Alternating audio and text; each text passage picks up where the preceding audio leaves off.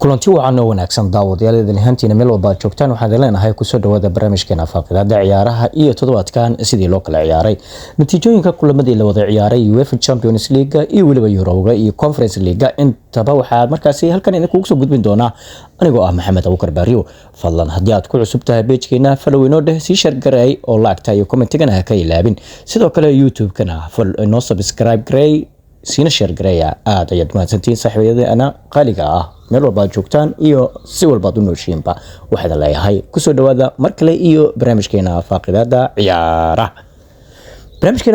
ciyaaraha ayaa waxaynu ku bilaaban doonaa maxaa laga yiri kulankii wacdarada ah ee xalay ee kooxda Manchester United iyo Lyon markaasi u dhaxeeyay Manchester oo markaasi si wacdaro leh ay xalay markaasi uga soo baxday kooxda Lyon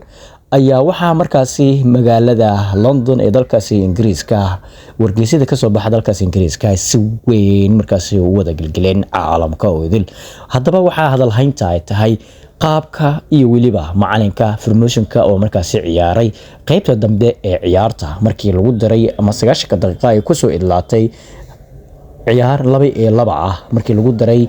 kooxda 30 daqiiqo ee extra time-ka ah oo dheeriga ahayd markii loo baahday ayaa markaasi kooxda oo red card qabto Lyon ay laba degdega ah markaasi hooqaata ay tiri haddaba ayadoo sidaa ay tahay ayaa markaasi waxa markaasi Amudi Diallo iyo waliba waxa markaasi guusha waxa u dhaliyay Harry Maguire oo markaasi ay noqotay ciyaartaasi 5-4 ay ku soo dhamaatay haddaba ciyaar waxay markaasi noqotay wacdaro leh oo ciyaartaasi ay markaa inta badan dadku ay si weyn ula yaabeen qaabka ay Manchester ay ugu soo laabatay geeridii markaasi ay kaga dhiman rabtay ciyaarta inay kaga harto haddaba waxay markaasi afardhamaadka ay u soo gudubtay kooxda Manchester United sidoo kale Lazio ayaa iyadana markaasi ku hartay inay markaasi ay u soo gudubto qaybta afardhamaadka ee Europa League sidoo kale kadib markii ay Brejo la gashay ama 2-1 ay markaasi la gashay 3-1 ay la gashay dhehe ciyaarta kooxda Port ee ka socota dalkaasi Norway Port ayaa horey 2-0 ugu soo badisay walow ay rigoro markaasi iska cuneen kooxda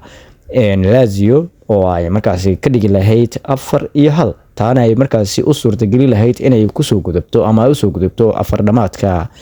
Conference League afardhamaadka Euro League dhehe sidoo kale Tottenham ayaa Frankfurt ayaduna markaasi ay ka badisay oo 1-0 ay kaga soo badisay kadib markii lugtii hore ee 1-1 ay ku soo kala dhamaadeen dalka Ingiriiska markaasi ay ku martigelinaysay kooxda Inter Milan kooxda Tottenham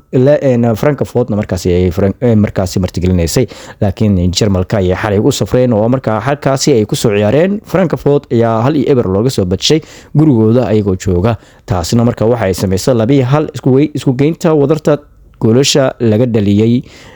kooxda Frankfurt ayaa waxay noqotay 2-1 taasi markaasi waxay suurtagal ugu noqotay in kooxda Tottenham ay markaasi soo gudubto afardhamaadka ciyaaraha soo socda ee Europa League sidoo kale Conference League ayaa ayadana soo baxday kooxda Chelsea walow Chelsea laga badiyay oo 2-1 looga badshay xalay laakiinse waxay wadarta goolashaasi noqonaysaa 4-2 maadaama lugtii hore ee isbuucii la soo dhaafay ay Chelsea ku soo badisay 3-0 haddana waxay markaasi ay wacdaro ka dhigeen kooxda ka soo hojeetay Chelsea oo markaasi suurtagelisay inay ka badiyaan laakiin ay awood u lahaan waayaan in ay markaasi u soo gudbaan afardhamaadka ee Conference League haddaba maxaa laga yiri ciyaarihii kooxda Arsenal iyo waliba kooxda Real Madrid ayadoo inta badan wargeysyada dalkaasi Spain ka soo baxa lagu soo bandhigay in kooxda Spain boqorada Spain ee Real Madrid oo markaasi ay tahay koox aanan markaasi awood u lahayn inay ka dhaweyso hadalada afkooda ka soo baxa iyo waliba ficilada ay markaasi sameynayaan markii ay garoonka yimaadaan Remontada ayaa waxa isku bedeshay in ay awood u yeelan waayaan inay xitaa ay markaasi ka difaacdaan kooxda Arsenal in shabaqooda ay mar kale soo taabato walow 3 gool markaasi Arsenal ay awood u lahayd inay ku badiso laakiinse Bukayo Saka ayaa ka qasaariyay gool wax ku olaha oo markaasi rigoro la siiyay walow rogaradaasi laga qabtay ciyaaryahanka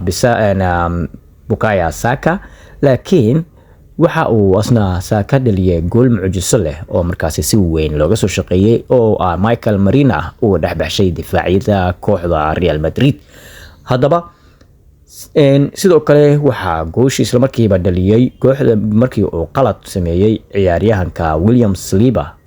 in markaas uu isku dayay inuu markaa u gambiyo asigoo markaa jooga qaybta dambe ee dishootaha ama dilinta ganaaxa ee kooxda Arsenal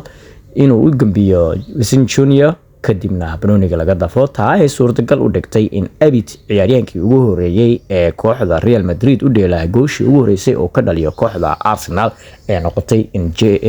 Vinicius Junior oo ka dhaliyo.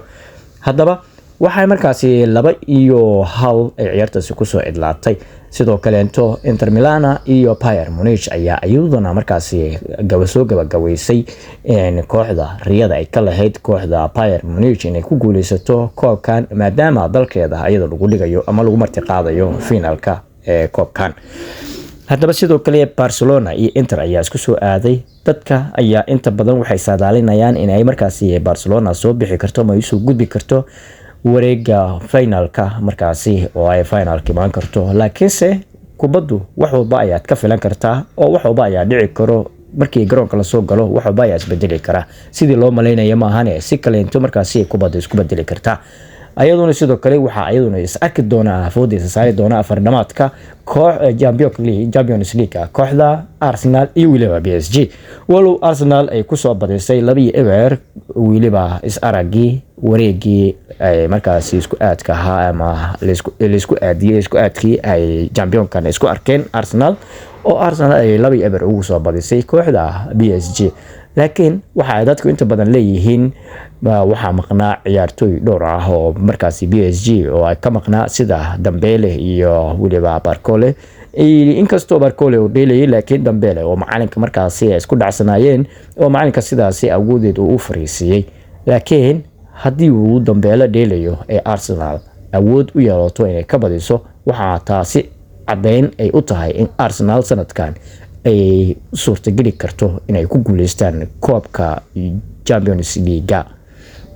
sanadkan 2025. saaxiib haddii aad inala soo gaartay ilaa iyo dhamaadka warbixinteena waa fadlan ka codsanaya ina follow inoo dhahdo page-ka sii share gareyso si asxaab fara badan oo adiga kugu xiran ay u gaaraan anigana markaasi aan kaga helo asxaab markaasi rukumata page-kayga oo follow gareysa. followda adinka waa dhankiina commentiga iyo like-tana ka ilaabin. YouTube-kana inoo subscribe gareey fadlan aad ayaad u mahadsantihiin asxaabteeda qiimaha iyo qayaha mudan oo bartaani aanu ku midownay. waxaan leeyahay tan iyo inta dib ugu kulmi doono waxa idinkaga tagayaa sidaa iyo nabadgelyo. Assalaamu calaykum waraxmatullaahi tacaala wabarakaatu.